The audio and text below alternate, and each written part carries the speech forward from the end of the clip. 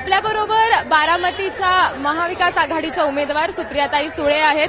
ताई, तुम्ही आज वारजे भागात आलेला आहात, एवढी प्रचार रॅली काढलेली आहे, एकंदरीत काय लोकांचा कल कुठं वाटतोय? जे कोणी एकतर मी दर आठवड्यालाच या भागात असते, म्हणजे गेल्या अनेक वर्षामध्ये महिन्यातून 4 वेळा तरी माझी या भागात परिसरात चक्कर असते. त्याच्यामुळे हा सगळा आमच्या रुटीन मधलाच भाग आहे. ताई, इंदापूरमध्ये त्या आता सुप्रिया सुळे आपण बघितलं तर कोणाची तरी भेट घेत होत्या, अशाच त्या नागरिकांशी संवाद साधत ही रॅली त्यांनी केलेली आहे. ताई, इंदापूरमध्ये अजित पवारांनी काही दिवसांपूर्वी असा एक आशयाचं वक्तव्य केलं होतं की तुम्हाला जर निवडणूक निधी हवा असेल तर तुम्ही मतदान करा.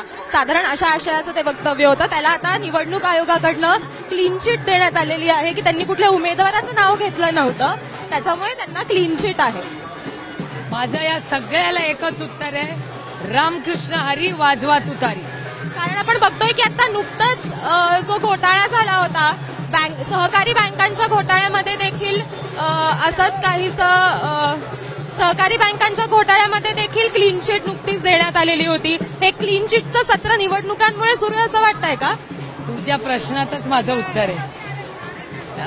त्याच्यामुळे तुमच्या प्रश्नातच माझं उत्तर आहे अशा आशयाचा सुप्रिया सुळे यांनी आपल्याला उत्तर दिलेलं आहे. आणि या सगळे ही सध्याची जी परिस्थिती आहे राजकीय, ही परिस्थिती निवडणुकांमुळे आहे का, या क्लीन चिट्स निवडणुकांमुळे दिल्या जात आहेत का, असा जो एक प्रश्न आहे तो उपस्थित केला जातोय. आणि सुप्रियाताई सुळे यांची आता सध्या प्रचार रॅली सुरू आहे.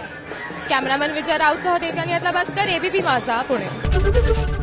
एबीपी माझा, उघडा डोळे बघा नीट.